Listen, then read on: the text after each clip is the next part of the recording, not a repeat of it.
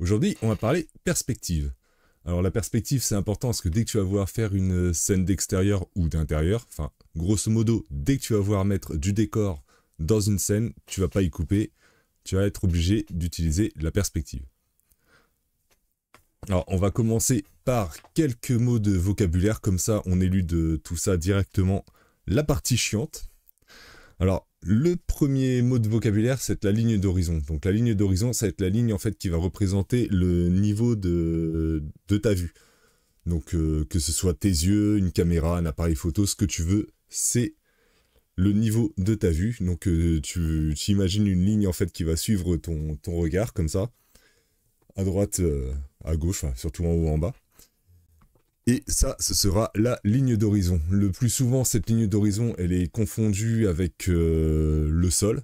Moi, j'ai fait cette erreur aussi. Donc, la ligne d'horizon est différente du niveau du sol. La ligne d'horizon, c'est le niveau de tes yeux, de ton regard, de ta caméra, de ce que tu veux.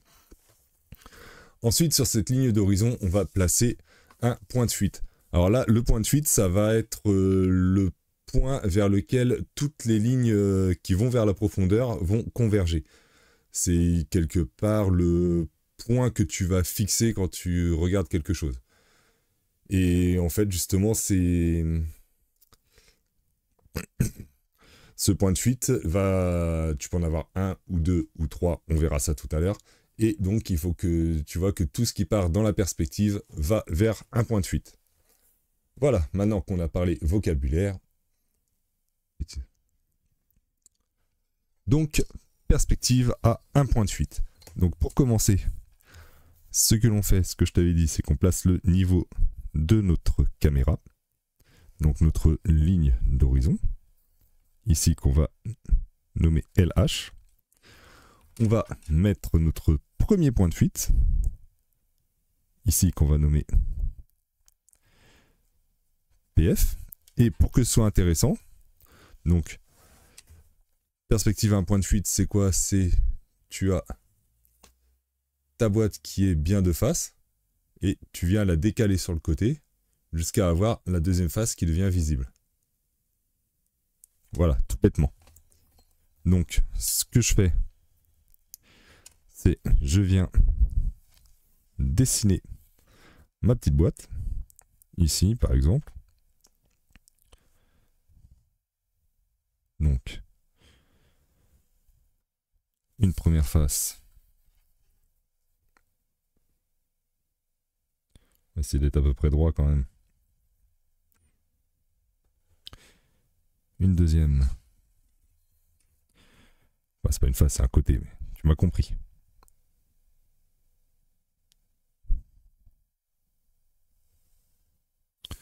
Voilà, donc là ici tu as ton cube vu de face.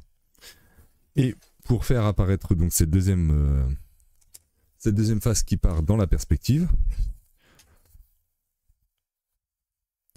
il te suffit de faire partir tes arêtes vers le point de fuite. Tout bêtement. Ensuite, bon là dans notre cas on va se décider d'une profondeur arbitraire. Donc voilà, ce sera comme ça. Voilà. Donc tout ça, tu fais en sorte que ce soit quand même bien perpendiculaire à ta ligne d'horizon. Hein. Tout est vertical dans le cas d'une perspective à un point de fuite. Et donc là, tu viens de faire apparaître ta deuxième face. Maintenant, imaginons que ce cube que j'ai décalé par rapport à comment dire, par rapport à mon point de fuite, je vais m'amuser à le tourner. Là, cette fois, je ne sais pas si c'est bien visible avec cette boîte à moitié pourrave, mais ce qui se passe, c'est que des deux côtés, tu vois tes arêtes qui fuient, qui se rejoignent au fur et à mesure que tu t'éloignes. Donc ce qui va se passer, c'est que on va se recréer une nouvelle boîte. Ça, on va la mettre un peu plus loin peut-être. Voilà. Aïe, chose importante avant. Là ici, je te l'ai mis donc à côté de mon point de fuite, mais si je suis sous la ligne d'horizon, donc t'imagines la ligne d'horizon qui serait là, tu verrais la face du dessus. Si je suis au-dessus, tu verrais la face du dessous. Et si je suis de l'autre côté, bah tu vois l'autre face. Hein. Pas de souci par rapport à ça. Bref, voilà. Donc, perspective à 2 points de fuite. Donc on va se choisir une hauteur pour notre petite boîte. Je vais faire un peu plus haute, pourquoi pas. Et vu qu'on a tourné, donc on était là, par là, on se retrouve bim comme ça. On va avoir un deuxième point de fuite qui va se matérialiser ici, qu'on va appeler PF2. Et vu que là ici on en avait, hop, ça c'est PF1. Et donc même chose, là de ce côté-là, mes arêtes vont partir vers ce point de fuite. Même chose pour celle du dessous.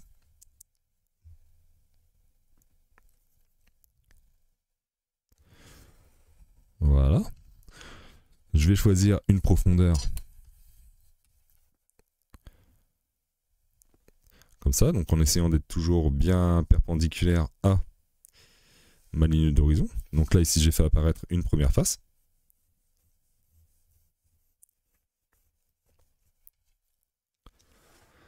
Et ensuite, je vais faire partir l'autre côté vers mon deuxième point de fuite.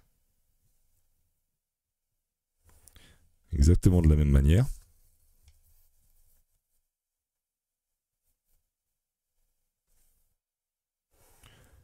Voilà.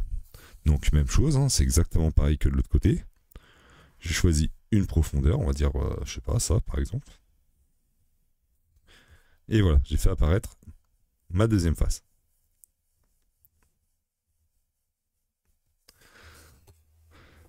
Maintenant, on va prendre une autre feuille.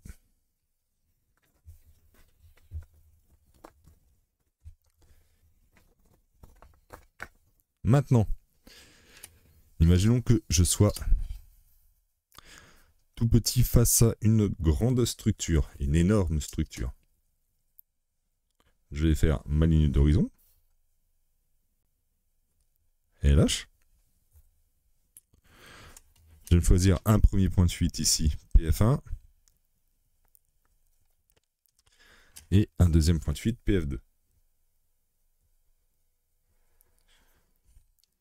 Alors, je sais pas si tu as déjà remarqué, mais quand tu regardes un immeuble et que tu es en bas, tu vas voir les lignes verticales qui se rejoignent vers le haut. Donc ça, on va le symboliser en mettant un nouveau point de fuite ici, qu'on va appeler PF3. Voilà. Donc là, même chose, je vais choisir une arête. Je vais faire en sorte qu'on soit en dessous hein, de la forme. C'est intéressant aussi. Pour l'exemple. Hein. Tout bêtement. Voilà. Et donc là, ce qui va se passer dans un premier temps, c'est que comme pour ma perspective à 2 points de fuite, je vais faire partir mes faces vers les points de fuite 1 et point de fuite 2. Tout bêtement.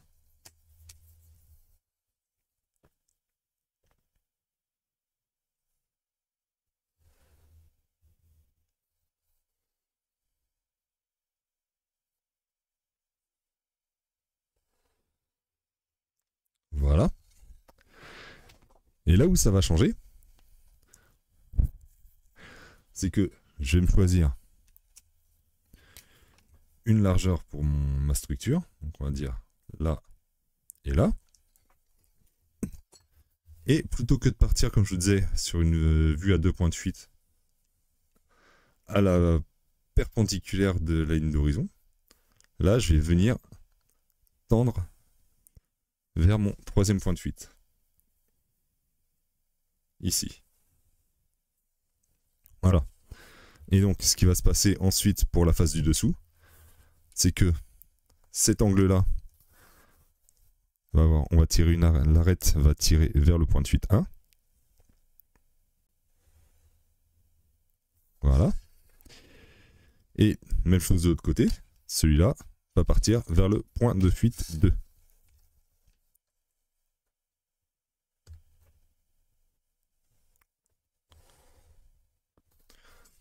Voilà. Donc là, je t'ai montré ce qui se passe si tu es sous la structure. Si tu te situes au-dessus de la structure, c'est des plans qu'on voit principalement dans des films genre Spider-Man, ou si tu es en haut d'un immense immeuble et que tu vois des bâtiments plus petits. Donc ce qui va se passer, c'est hop là, tu es sous la ligne d'horizon et là tu vois le dessus de la structure et cette fois ça va en rétrécissant vers le bas. Niveau usage de tout ça. Alors, la perspective à un point de fuite, ça c'est quelque chose que tu vas avoir principalement quand tu te balades dans une ruelle, que tu regardes droit devant toi. Tu vas voir la route, la rue et tous les bâtiments qui vont avoir leurs arêtes qui vont converger vers un même point. C'est aussi utilisé pas mal pour donner le focus vers un élément de la scène. Je te mets un screen de Shining où tu vois justement le couloir, tu vois toute la perspective qui va mener vers les petites filles qui sont au fond du couloir. Donc ça permet vraiment de donner le focus dessus. La perspective à 2 points de fuite elle va être intéressante dans beaucoup de scènes, puisqu'en fait, dans la vraie vie, tu n'as jamais tous tes éléments qui sont parfaitement face à toi. Tu as toujours un qui tourne un peu plus, etc. Donc ça, c'est intéressant de le travailler aussi. Et au niveau de la perspective à 3 points de fuite, donc ici, je te le remets à l'endroit, hop. Là, ça va être intéressant pour montrer tout ce qui est les dimensions. Je veux dire, si tu as quelque chose de super impressionnant devant toi, c'est-à-dire que, imagine ton personnage, là, c'est une d'horizon, elle est là, lui, il est comme ça, il est tout petit. Hop. Voilà, il se retrouve face à une espèce de molosse qui en plus vole, là, pour le coup, parce qu'il est même pas... Il est en dessous au-dessus, pardon, de sa vue, donc soit il vole, soit il est sur un piédestal, en plus d'être énorme. Donc là, tu vois tout de suite que ton personnage paraît hyper impressionnant, parce qu'il est vu d'en dessous. Tout de suite, ça impressionne. Et donc, comme je te l'ai dit, si tu es dans l'autre sens, ça permet vraiment de donner cette sensation de vertige. En plus, là, c'est même pas fait exprès, on dirait que le petit bonhomme il tombe, là, comme ça. Là. Ah, voilà. Et donc, tu as cette sensation de vertige, d'aspiration vers le bas. Et pareil, c'est un effet qui peut être recherché suivant ce que tu veux transcrire dans ta case, dans ton illustration. Voilà, écoute, on a fait notre petite introduction à la perspective. N'hésite pas à me dire ce que tu en penses, ce que tu veux me voir développer par la suite. Et sur ce, continue de t'entraîner. Je te dis à bientôt pour une prochaine vidéo. Ciao!